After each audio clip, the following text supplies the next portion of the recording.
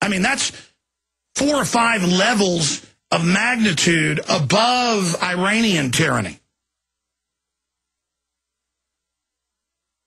That's beyond what China does on paper. That's beyond, but there's still this lecturing, though, of, oh my gosh, they're saying after a trial they're going to execute him. Of course, we're just going to execute you without a trial, but that's reasonable. See,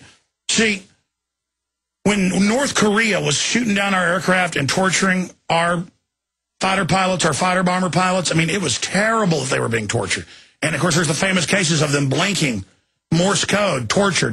Remember those famous cases from the Korean War? Those were true stories. They would get up there, and under serious torture, they knew Morse code, and people are like, what's that blinking he's doing? It's Morse code. Torture.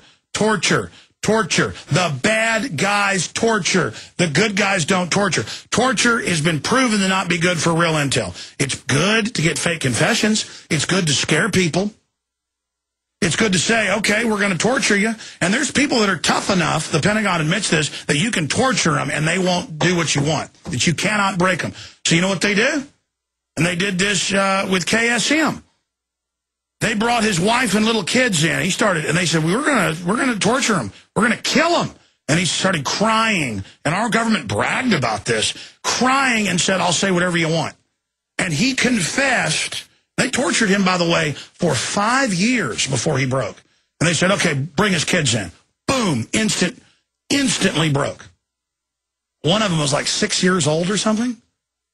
He started bawling. He said, I'll say whatever you want. And then he confessed to bombing buildings that hadn't been built until after he was arrested, after he was captured.